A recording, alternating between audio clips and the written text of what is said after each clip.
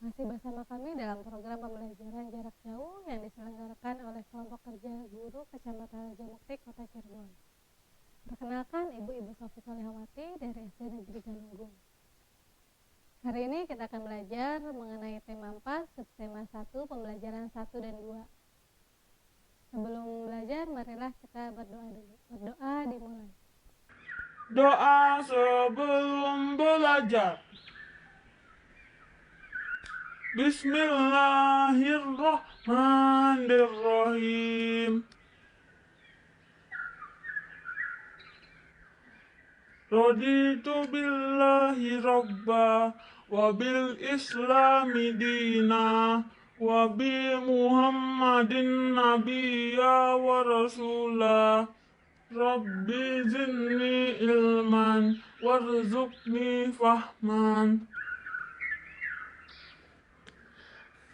Artinya, kami ridho Allah sebagai Tuhanku, Islam sebagai agamaku, dan Nabi Muhammad sebagai Nabi dan Rasul.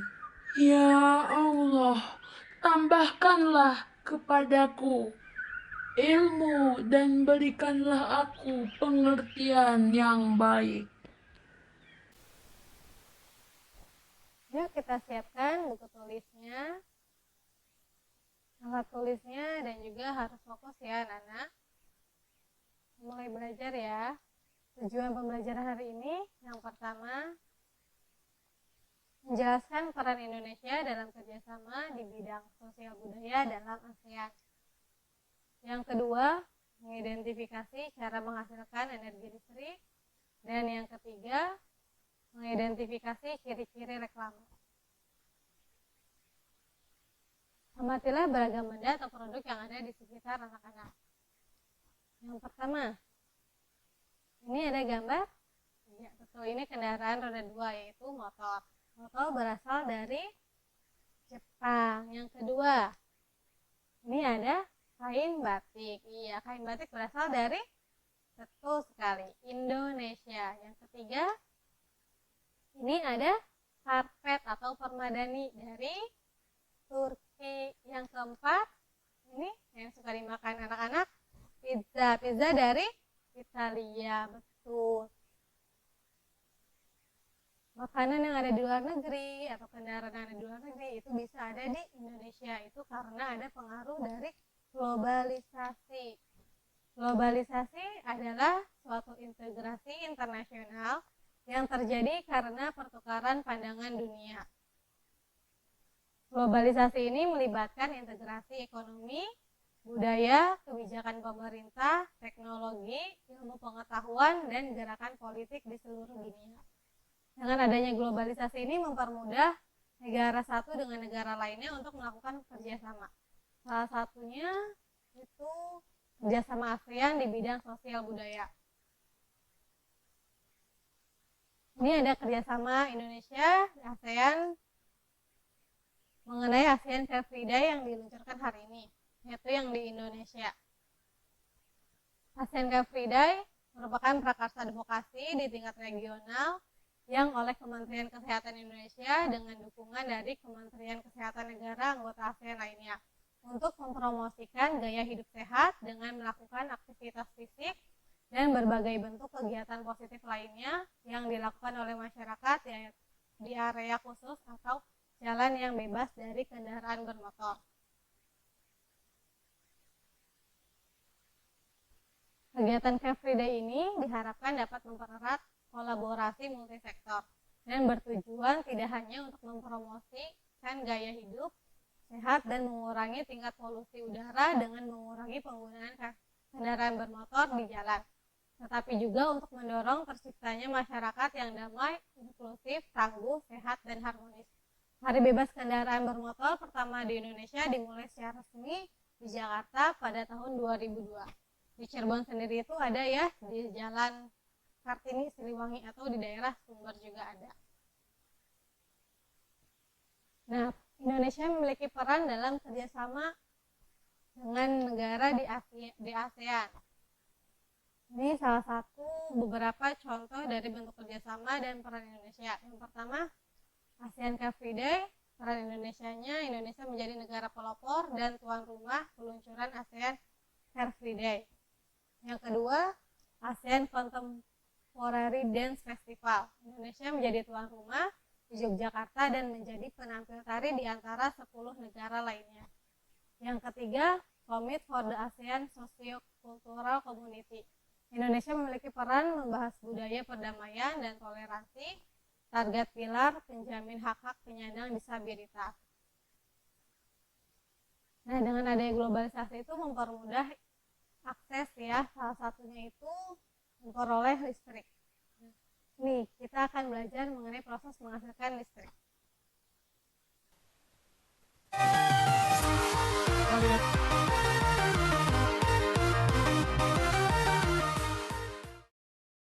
Halo semuanya, kembali lagi dengan saya di sini.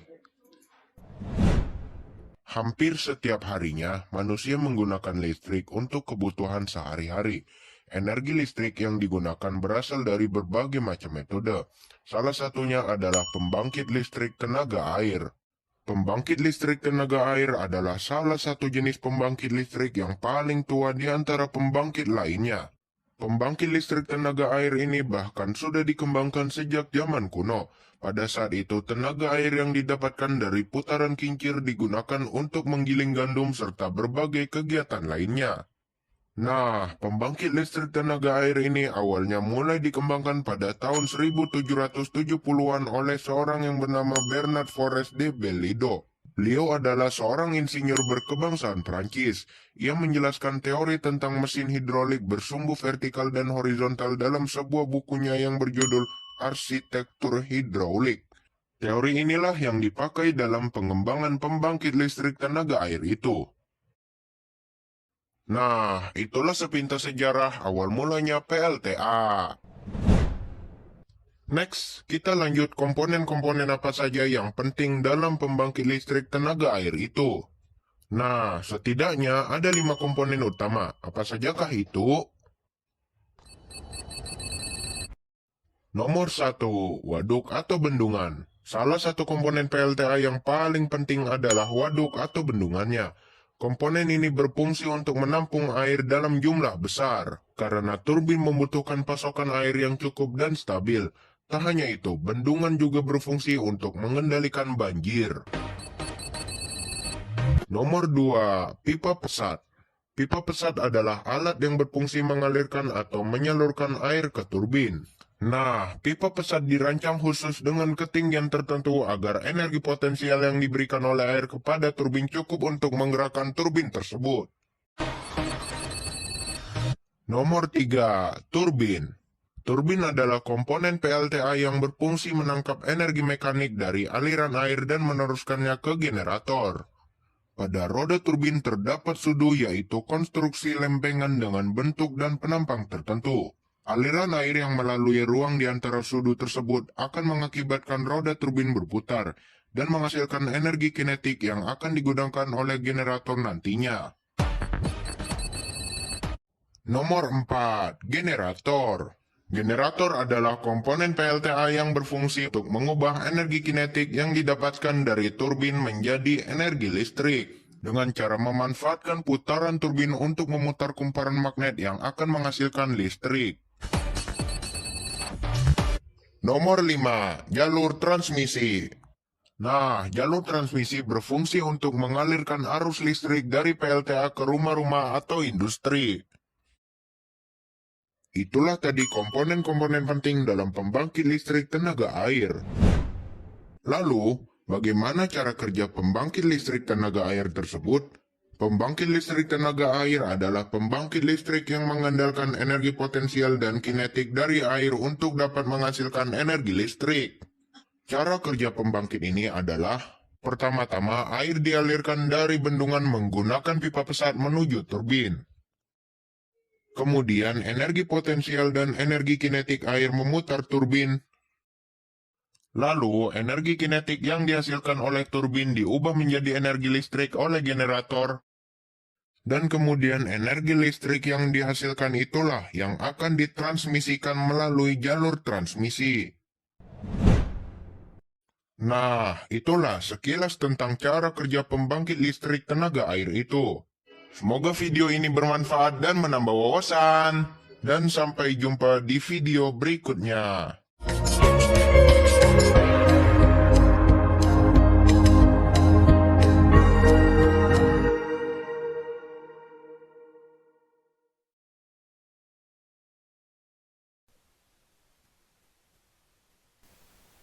Nah, tadi anak-anak sudah melihat videonya. Sekarang Ibu perhatikan gambarnya ya, dan akan Ibu jelaskan satu persatu. Ini gambarnya dari proses dari nomor 1 sampai nomor 11.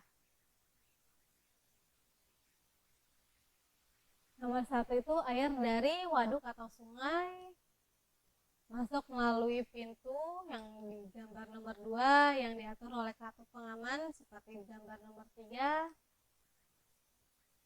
Lalu air masuk ke tangki pengaman tekanan melalui kartu pengatur tekanan untuk mendapatkan energi yang lebih besar.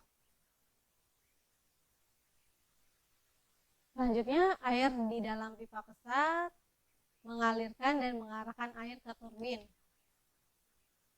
Energi potensial air menggerakkan turbin. Energi gerak tersebut dirubah menjadi energi listrik oleh generator seperti yang di nomor 8 dan dilanjutkan. Energi listrik dari generator kemudian diatur kapasitas tegangannya dan dialirkan oleh transformer. Energi listrik kemudian dibagikan ke konsumen oleh saluran transmisi. Itu adalah proses menghasilkan energi air, listrik dari air. Perhatikan gambar berikut ya. Nah, anak-anak pernah melihat ini? Iya. Nah, ini adalah contoh dari reklame. Reklame adalah media periklanan besar yang biasa ditempatkan pada area yang sering dilalui. Misalnya pada sisi persimpangan jalan raya padat. Tujuan reklame adalah menginformasikan, mengajak, menganjurkan, dan menawarkan suatu produk kepada masyarakat luas. Ciri-ciri reklame yang baik. Yang pertama itu slogan jelas dan mudah dimengerti. Yang kedua, bahasa baik dan menarik dengan ukuran huruf yang sesuai. Jadi tidak boleh terlalu kecil atau terlalu besar. Yang ketiga, ilustrasi menarik dan mudah diingat. Yang keempat, tata letak gambar dan tulisan baik.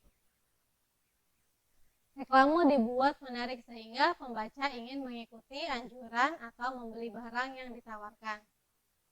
Sifat reklame yang pertama itu ada yang bersifat komersial, digunakan oleh pedagang untuk menawarkan barang atau produknya. Yang kedua, sifat non-komersial, digunakan untuk mengajak masyarakat melakukan suatu hal. Misalnya hidup bersih, hemat energi, memakai masker, mencuci tangan, dan yang lain-lain. Jenis-jenis reklame itu banyak. Ada poster, iklan, plakat, spanduk, selebaran, baliho, buklet, dan lain-lain. Nah, perhatikan gambar yang pertama. Aku cinta produk-produk buatan Indonesia. Ini merupakan, ya tepat sekali, ini poster dengan tujuan mengajak agar mencintai produk buatan Indonesia. Yang kedua, nah ini yang dinamakan dengan plakat, ya. Yang ketiga, nih, anak-anak pasti tahu ya, tahu lagunya juga kan? Ya ini iklan. Lalu berikutnya nih ya, kemarin 17-an pasti ada ini ya, ini namanya spanduk, tepat sekali. Dan ini adalah baliho ya, biasanya ada di jalan-jalan yang besar, yang tinggi itu. Yang terakhir ini gambar dari buklet ya. Nah, kesimpulan pembelajaran hari ini yang pertama, globalisasi adalah suatu integrasi internasional yang terjadi karena pertukaran pandangan dunia. Yang kedua, pembangkit listrik adalah generator yang memproduksi listrik untuk dihantarkan oleh jalur transmisi dan distribusi hingga sampai ke konsumen. Yang ketiga, reklame adalah media periklanan besar yang biasa ditempatkan pada area yang sering dilalui. misalnya pada sisi persimpangan Jalan Raya Padat. Pesan moral pada pembelajaran hari ini, yang pertama, bijaklah dalam menghadapi globalisasi. Yang kedua, berperan aktif dalam bekerja sama. Yang ketiga, saling bekerja sama adalah perbuatan yang baik. Yang keempat adalah membiasakan berhemat listrik.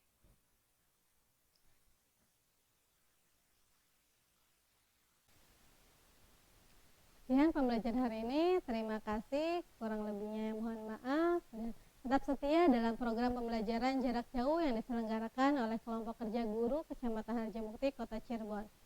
Ya, jangan